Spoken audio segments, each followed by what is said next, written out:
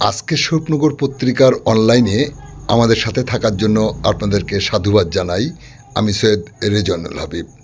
আপনারা দেখছেন আজকের বিশেষ বিশেষ খবর।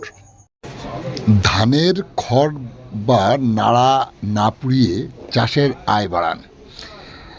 সারা রাজ্যের সাথে সঙ্গতি রেখে স্বরূপনগর ব্লকের বিভিন্ন প্রান্তে ব্লক কৃষি দপ্তরের উদ্যোগে এলাকার সর্বসাধারণ মানুষের অবগতির জন্য বিশেষভাবে ফ্লেক্সের মধ্য দিয়ে সচেতনতার বার্তা দিয়ে চলেছে।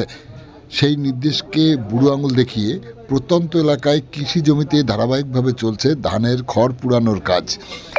চাষের জমিতে খড় পোড়ালে প্রচুর পরিমাণে কার্বন ডাইঅক্সাইড, কার্বন মনোঅক্সাইড, ছাই, sulphur dioxide, methane, nitrous oxide, aerosol কণা ও অন্যান্য ক্ষতিকারক গ্যাস উৎপন্ন হয়।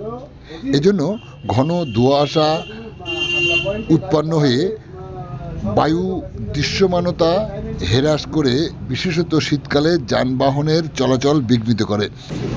এ ব্যাপারে উদাসীন সাধারণ কৃষক থেকে শুরু করে প্রশাসনের একাংশ। দেখুন কীভাবে চলছে স্বরূপনগরের বিভিন্ন প্রান্তিক এলাকায় কৃষি জমিতে ধানের খড় বা নাড়া পোড়ানোর কাজ। এর থেকে দূরে থাকুন, সচেতন হন। বিশেষভাবে জানতে স্থানীয় কৃষি দপ্তরের সাথে যোগাযোগ করুন।